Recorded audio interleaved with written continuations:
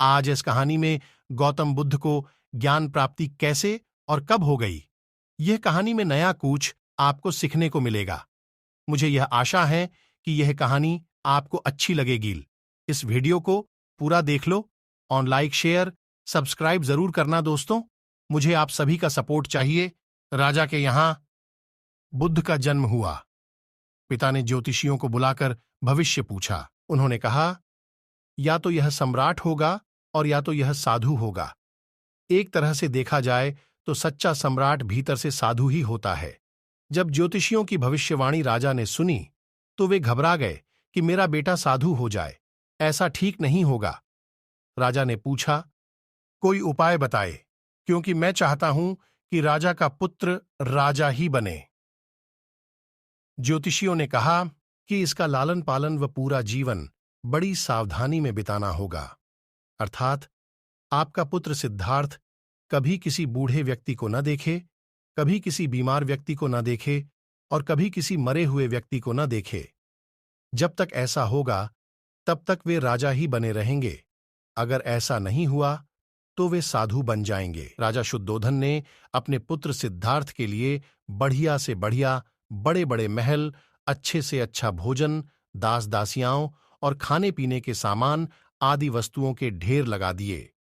पिता ने पुत्र को सुख सुविधाओं में इतना उलझा दिया कि उसे बाहर का संसार याद ही नहीं आया।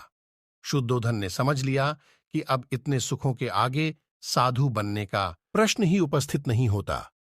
वे निश्चित हो गए। राजा शुद्धोधन ने बिल्कुल पक्की व्यवस्था कर रखी थी कि उनका पुत्र सिद्धार्थ जीवन में कभी भी वृद्ध, बीमार और मृतक व्यक्ति को देख न सके, क्योंकि वे अपने पुत्र को खोना नहीं चाहते थे। सिद्धार्थ का जीवन ऐश्वर्य और सुख सुविधाओं में बीत रहा था। उनके जवान होने पर एक सुंदर कन्या यशोधरा से उनका विवाह हो गया। विवाह हो जाने पर शुद्धोधन की आधी चिंता मिट गई। अब तो शादी हो गई, अब कहाँ जाएगा?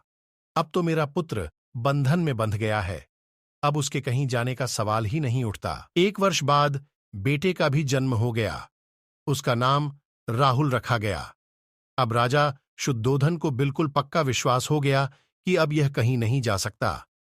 एक दिन सिद्धार्थ ने कहा कि पिताजी, आज तक मैंने कभी अपनी राजधानी नहीं देखी, आपकी आज्ञा हो तो आज देख आऊं? राजा ने कहा, हाँ हाँ, अवश्य जाओ, अपना शहर देखकर आओ। एक सारथी को भी साथ में भेजा गया कि जाओ, राजकुमार को राजधानी घुमा फिरा कर लाओ। फिर भी राजा ने चाक चौबंद इंतजाम कर रखा था कि कहीं चूक ना हो जाए। सिद्धार्थ के लिए राजधानी के प्रमुख मार्ग खूब सजाए गए थे, पर घूमते घूमते सिद्धार्थ ने थोड़ा उल्टा मार्ग ले लिया। उस मार्ग से गुजरने लगे जहां पर तैयारी नहीं थी, और आज उनको बहुत आश्चर्य हुआ जब पहली बार उन्होंने एक बूढ़े आदमी को देखा। कमर झुकी हुई, पूरी चमड़ी में झुर्रियां पड़ी थीं। वह परेशानी और दुख से बेहाल था। उसकी चाल बहुत धीमी थी। बूढ़े की झुकी हुई कमर को देखकर सिद्धार्थ को एक झटका लगा और सारथी से उन्होंने पूछा, क्या एक दिन मैं भी बूढ़ा हो जाऊंगा? सारथी ने कहा, हां राजकुमार, हर व्यक्ति के जीवन में 3 अवस्थाएं आती हैं, बचपन, जवानी और बुढ़ापा। एक दिन तुम भी बुढ़ापे की अवस्था में जाओगे। हे राजकुमार, यह संसार का नियम है। चाहे गरीब हो या अमीर, सबका शरीर शिथिल अर्थात बूढ़ा होता है। राजकुमार सोच में पड़ गया। सारथी ने रथ को आगे बढ़ाया तो कुछ दूरी पर एक बीमार व्यक्ति मिला जो रोगों से घिरा हुआ था। उस पीड़ित व्यक्ति को देखकर राजकुमार का मन बहुत ही दुखी हुआ।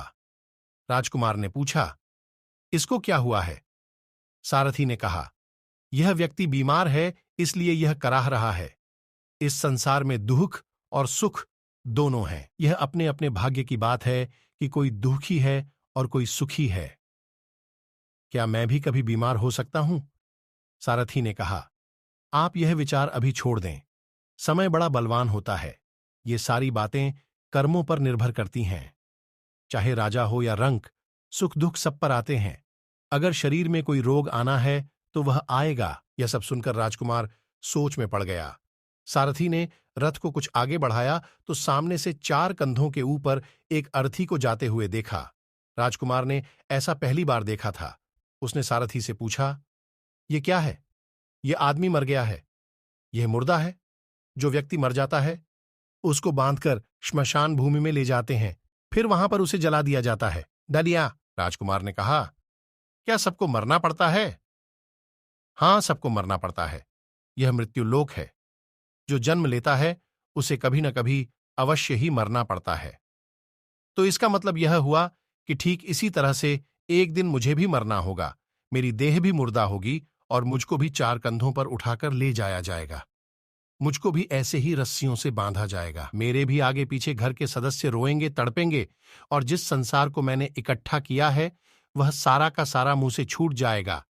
इसका मतलब यह हुआ कि क्या एक दिन मैं भी मर जाऊंगा? क्या एक दिन यशोधरा भी मर जाएगी? क्या एक दिन मेरा राहुल भी मर जाएगा? सारथी ने कहा, हां राजकुमार, एक दिन मैं भी मरूंगा।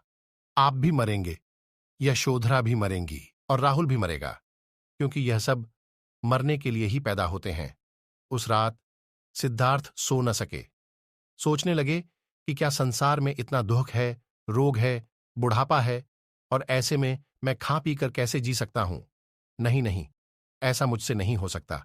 मुझे खोजना होगा उस तत्व को जो दुख, पीड़ा और शोक से रहित हो, जो भय, भ्रम, जिसे पाकर फिर और कुछ पाने की इच्छा ना हो। सिद्धार्थ वैराग्य के शिखर तक पहुंच चुके थे। बस उसी रात को उन्होंने घर छोड़ दिया। सारथी से कहा कि नगर की सीमा से दूर ले चलो। नगर के बाहर पहुंचकर सारथी को लौटा दिया।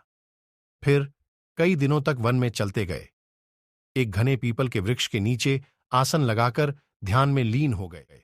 इस प्रकार से गौतम बुद्ध अपना घर और संसार छोड़कर जंगल में चले गए और वह पीपल के पेड़ के नीचे बैठकर ध्यान की साधना की, और उस पेड़ के नीचे ही गौतम बुद्ध ज्ञान प्राप्त हो गया। दोस्तों, वीडियो अच्छा लगा तो लाइक, शेयर एंड सब्सक्राइब जरूर करना। धन्यवाद।